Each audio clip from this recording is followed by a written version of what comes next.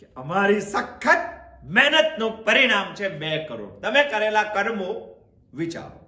પરીક્ષા લોકા મુંડકો ઉપનિષદ એ કહે છે કરેલા કર્મોનો વિચાર કરો કે તમે 22 વર્ષથી કમાવાની શરૂઆત કરી હતી, આજે તમને 62 વર્ષ થયા છે. 40 વર્ષ સુધી સખત મહેનત કરી. જિંદગીના 40 વર્ષ કેટલી અમૂલ્ય છે તે વિચારો. અને સખત મહેનત કરી ત્યારે તમે 2 કરોડ રૂપિયા ભેગા કરી શક્યા છો. 2 કરોડ રૂપિયા એટલે તે જમાનાની વાત કરીએ, બહુ મોટી વસ્તુ થઈ. આજના જમાનામાં તમને બેંક બેલેન્સ છે, પૂરતું છે, મજા આવી જાય. પણ જે એ પૈસામાં તે કરેલા કામો છે એને યાદ કરો. ટિફિન હતું, પૂરતું ખાધું નથી. પત્ની હતી, શાંતિથી બેઠા નથી. પુત્રો હતા, શાંતિથી તેની સાથે રમી શક્યા નથી. બીજું કશું ધ્યાન નથી આપ્યું, કારણ કે પૈસા કમાવા હતા. એક જ વિચાર કરો, બહુ સનાતન સત્ય પૃથ્વી ઉપરની બેઠક પરની વાત શ્રીમદ ભગવદ ગીતા કરે છે. આવા તો 1000 વિચારો કરવાની આપણને જરૂર છે. કારણ કે વિષાદને યોગ બનાવવા માટે એક વસ્તુ છે, વિચારણા થવી જોઈએ. અને વિચારણાના 2 ભાગ છે. એમાંનો એક મુંડકો ઉપનિષદ કહે છે કે વિચારના માણસે કર્મ અને કર્મ ફળની કરવી જોઈએ. તો મેં ભેગા કરેલા 2 કરોડ રૂપિયા તમારું ફળ છે. અને 2 કરોડ માટે 40 વર્ષ સુધી મહેનત કરેલી. કોઈ દિવસ ઓટલા ઉપર બેસીને કે તમારી રેલિંગ ચેર હોય તો તેના ઉપર બેસીને વિચાર કરો કે આ પૈસા ભેગા કરવા માટે મેં શું કરેલું છે. વિચાર કરો. એ જ છે પરીક્ષા લોકાન કર્મચિતાન.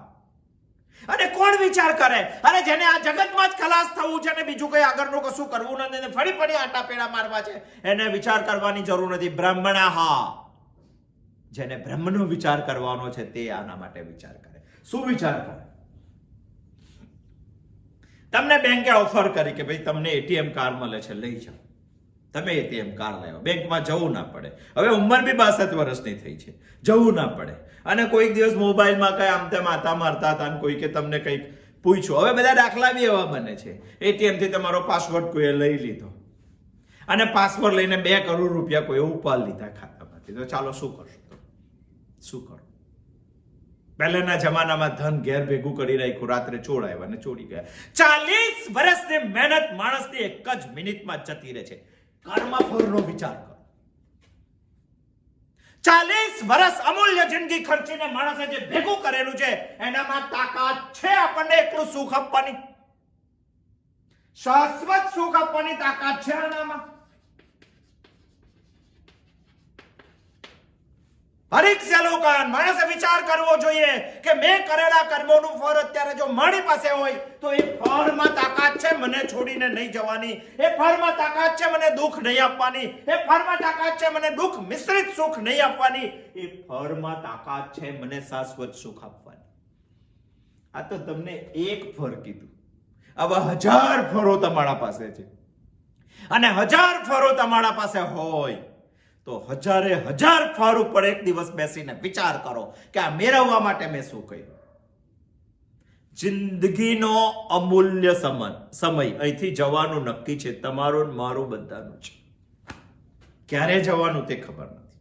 અને જવાનું નક્કી હોય તો જે માણસ જવાનો હોય એના 2 દિવસનો વ્યવહાર પણ એવો હોય છે કે જાણે એને ખબર પડી ગઈ કે પરમ દિવસે મારે જવાનું છે. જો આપણું પણ આવશે તો આપણને ખબર પડે તો એક ઓફર ભગવાનને કરવી જોઈએ કે ભગવાન જિંદગી ભર કમાયેલું ધન તને આપું છું, મને 1 સેકન્ડ વધારે જીવવા માટે આપ. નો, નથી હોતું. અને 1 સેકન્ડ પણ જો વધારે જીવવા ના મળતી હોય તમારા નક્કી કરેલા આયુષ્ય કરતા વધારે, તો સમજો જિંદગી કેટલી અમૂલ્ય છે. હિમાલય જેટલું ધન તમે ભગવાનને આપવા તૈયાર થશો તો પણ એક ક્ષણ કહું છું તમને, એક ક્ષણ, મિનિટનો 60મો ભાગ એ પણ તમને વધારે જીવવા મળવાની નથી. અને જે ધન માટે 40 વર્ષ ખર્ચ્યા અને છતાં પણ તે ધન શોધી જુઓ. કોઈની પાસે એવા પૈસા છે જે તેને દુઃખ ના આપે? કોઈની પાસે એવા પૈસા છે જેને કાયમ સુખ આપે? અને કોઈની પાસે એવા પૈસા છે, તો જિંદગી આના માટે માણસો ખર્ચી નાખે છે, માટે આપણે આનો વિચાર કરીએ. બાકી આવા 1000 ફળ આપણી પાસે છે અને 1000 ફળ માટે કરેલા અબજો કર્મો આપણી પાસે છે અને અબજો કર્મો આપણા સ્મૃતિ પટલ ઉપર હોય જ છે.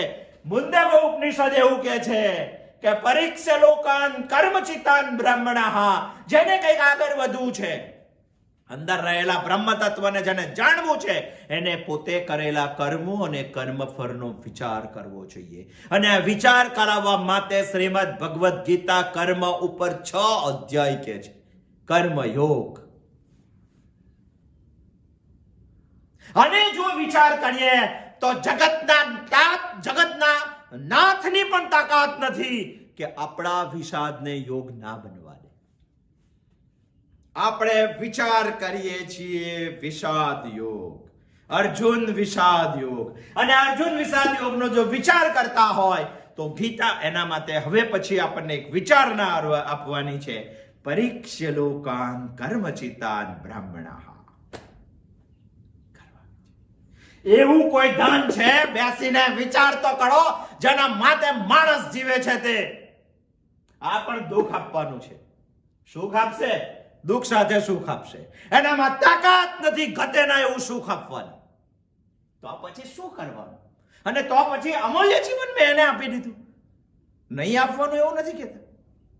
જીવનનો કોઈ નિશ્ચિત ધ્યેય હતું જેના માટે ભગવાને મને અહીંયા મોકલ્યો છે, આ મેળવવાનું, પણ એની સાથે પેલું નહીં ભૂલવાનું.